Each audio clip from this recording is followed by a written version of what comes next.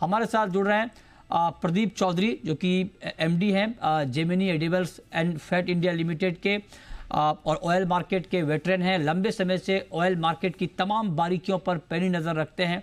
तो प्रदीप जी, बहुत स्वागत है आपका जी बिजनेस के इस खास सेगमेंट में। और सर, आपको नए साल की अग्रिम बधाई, अग्रिम शुभकामनाएं।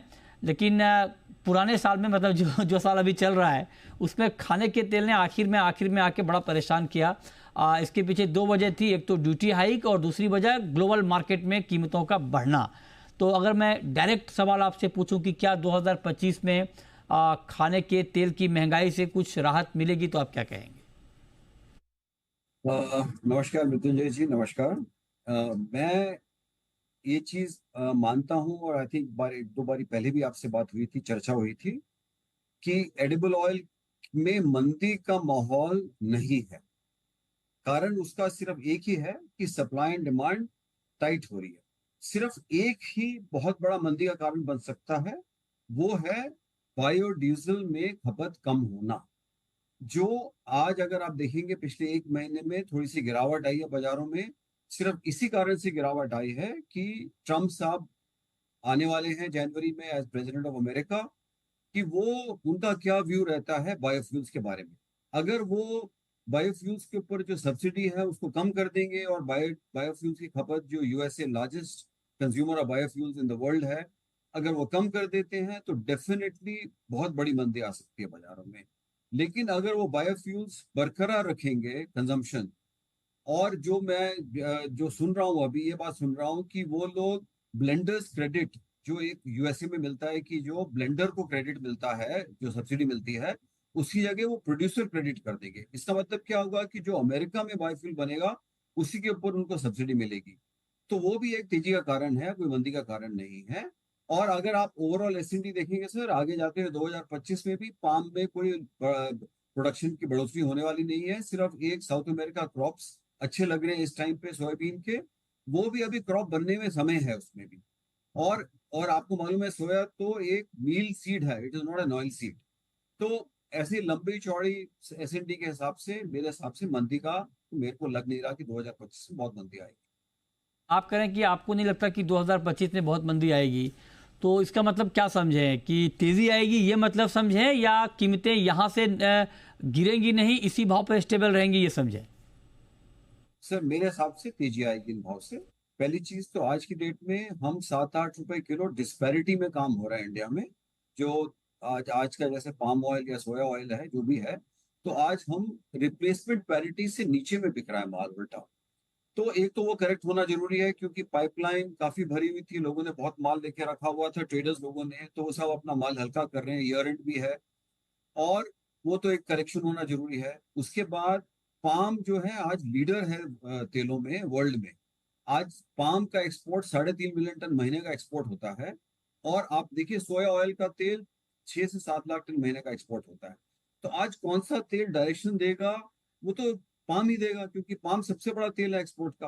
प्रोडक्शन भले ही यूएस का होता होगा, आई मीन सोयाबीन का होता है काफी, लेकिन वो लोकल खपत होती है। आज ब्राजील जो प्रोड्यूस करता है वही कंज्यूम कर लेता है या एक्सपोर्ट कर देता है चाइना को। यूएसए अपना कंज्यूम कर लेता है। तो ऑयल जहां तक एक्सपोर्ट का सवाल है, पाम इज द लीडर। तो आज पाम शॉर्टफॉल रहने वाला है। और B40 की भी जो अभी चल रही है कहानी इंडोनेशिया में, जिससे पाम की खपत बायोफ्यूल्स में और बढ़ने वाली है, तो पाम में तो किसी हिसाब से मंदी का माहौल लग नहीं रहा। हाँ, एक चीज जरूर है कि आज अगर सोया ऑयल जिस तरीके से गिर रहा है और फर्दर गिरेगा, तो that will decide the trend of palm, क्योंकि पाम और सोया में गैप बहुत ज्यादा नहीं हो सकता। लेकिन मेरे को नहीं लग रहा सर कि मंदी आएगी किसी भी हालत में। और आज पूरे farmers, not only in India, world over, they are not very satisfied at these prices. इन प्राइसेस पे वो खुश नहीं है वो। तो मंदी का तो कारण मेरे को दिख ही नहीं रहा कोई। ओके। तो सर, आप कह रहे हैं मंदी आपको कहीं नहीं दिख रही है, लेकिन एक सवाल मैं आपसे और पूछना चाह रहा हूँ प्रदीप जी। मैं अलग अलग ऑयल की बात कर रहा हूँ। जब आप ये कह रहे हैं कि 2025 में खाने के तेल के दाम और बढ़ सकते हैं, तो इसमें आप मतलब क्या कहना चाह रहे हैं? कौन सा तेल आपको ज़्यादा बढ़ता हुआ दिख रहा है? मतलब अगर आप अलग अलग तेल वाइज थोड़ा आउटलुक में बता पाएँ कि किस तेल में कितनी तेज़ी की संभावना आपको दिख रही है? या देखिए, आज सोया ऑयल जो है भयंकर डिस्काउंट में है। पाम ऑयल के सामने $150 का डिस्काउंट है, मतलब समझ लीजिए 15 रुपए किलो का डिस्काउंट है सोया का। तो सबसे पहले तो सोया ऑयल को बढ़ना है इस टाइम। और ये सोया ऑयल का पूरा दारोमदार, जैसे मैंने पहले बोला, पूरा यूएसए बायोफ्यूल्स के ऊपर डिपेंड करता है, जो अभी इसका खुलासा हो जाएगा अगले 1 महीने में। जैसे ही ट्रम्प साहब आएंगे, उनकी पॉलिसी सामने आ जाएगी, तो सबसे पहले उछाल तो सोया ऑयल में आएगा। तो सबसे बड़ी तेजी तो सोया ऑयल में दिख रही है मेरे को, क्योंकि पाम ऑलरेडी ओवर प्राइस्ड अपने आप को कर चुका है। ऑलरेडी इस लेवल पे पाम की डिमांड हर्ट कर रही है, बिकॉज पाम ओवर प्राइस्ड है। और जो सबसे सस्ता तेल होता था आज से 2 साल पहले, आज वो सबसे महंगा तेल होके बैठा हुआ है। तो उसमें तेजी तभी आएगी जब सोया ऑयल में तेजी आएगी। तो मैं तो एस&टी के हिसाब से देखूंगा तो सोया ऑयल में सबसे बड़ी तेजी आएगी सर। और sunflower already at a premium है, तो सनफ्लावर में वो फॉलो करेगा।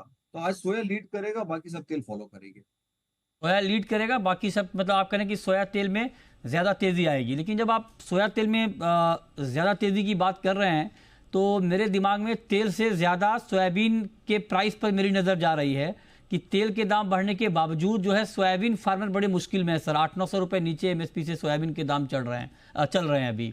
तो क्या सोया तेल में तेज़ी का कुछ फ़ायदा किसानों को मिलेगा या नहीं मिलेगा? सर ये तो बहुत बड़ी समस्या शुरू से ही है कि सोया सीड इज अ सोया मील। 80% सोया मील है, 18% तेल है। तो आज ऑयल से 18% ऑफ द इंक्रीज ही आपको फार्मर को सीड में मिलता है। तो आज सोया मील पूरे वर्ल्ड में मार खा रहा है बिकॉज ऑफ डीडीजीएस, जो आपको मालूम ही है, ये पूरी कहानी चल रही है, जो आपको कॉर्न से एथेनॉल से निकलता है, जो प्रोटीन सप्लीमेंट बन के बहुत ज्यादा सप्लाई हो रही है, जिसकी वजह से सोया मील नहीं बढ़ पा रहा। सिर्फ इंडिया में एक ही रीजन से सोयाबीन्स के दाम बढ़ेंगे, वो ये है कि जब क्रश कम हो जाएगा। आप अपनी क्रश को सीमित रखिए only domestic consumption of meal के बराबर। तो आज अगर डोमेस्टिक मील का कंजम्पशन 4 से 5 लाख टन महीने का है, तो आपको 6 लाख टन से ऊपर क्रश अगर आप नहीं जाएगा, तो सोयाबीन के दाम बराबर मिलेंगे फार्मर को। और ये अब मेरे हिसाब से होने जाएगा। फरवरी मार्च से आप ये जो जितना भी क्रशिंग है, अगर वो 6 लाख टन के आप नीचे ये कह रहेगी रहे हैं प्रदीप जी कि क्रशिंग कम होनी चाहिए, राइट सर? जी हाँ। तो क्रशिंग कम होगी सर, तो फिर किसान कहाँ अपना माल बेचेंगे? तो क्रशर खरीदेगा ही नहीं, तो कहाँ बेचेंगे अपना माल? नहीं सर, उसका सप्लाई एंड डिमांड का ऐसा कहानी है कि आज अगर 100 लाख टन की प्रोडक्शन थी सोयाबीन्स की, जिसमें से 10 लाख टन आप रीसोइंग कैरी ओवर में निकाल दीजिए आप, तो 90 लाख टन। 90 लाख टन में से अगर आपने पहले 3 महीने में 30 लाख टन आपने ऑलरेडी क्रश कर लिया है, तो बाकी बचा 60 लाख टन। तो आपको 9 महीने में 60 लाख टन क्रश करना है, तो एवरेज 6.5 लाख टन महीने का हो जाता है। तो ऑलरेडी ऑन इट्स ओन अपने फंडामेंटल्स एस&टी के हिसाब से ही वो क्रश कम हो जाएगा फरवरी मार्च में। Right sir. Last question sir, palm तेल पर आपका व्यू क्या है? क्योंकि इंडोनेशिया B40 पे शिफ्ट हो रहा है, उसके बाद भी B50 पर जाने की प्लानिंग है। थाईलैंड ने एक्सपोर्ट को रोक दिया है। मलेशिया में अब लैंड एक्सपेंशन की गुंजाइश है नहीं, है ना, वो थ्रेशोल्ड लिमिट पे पहुंच गया है।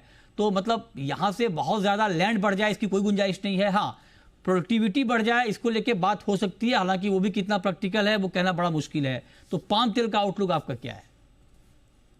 प्रोडक्टिविटी भी देखिए आप नहीं बढ़ पा रही, बिकॉज जितनी रीप्लांटिंग मलेशिया को करनी थी वो 50% है अपने टारगेट के हिसाब से। आज जो गवर्नमेंट ने मलेशिया को टारगेट दिया था आप इतना रीप्लांटिंग करिए, वो उससे 50% पे चल रहे हैं, तो वहां रीप्लांटिंग भी नहीं हो रही, तो प्रोडक्टिविटी तो बढ़ने वाली नहीं है। और 2025 का आउटलुक, मलेशिया का प्रोडक्शन 2024 से कम होने वाला है, बढ़ने वाला नहीं है।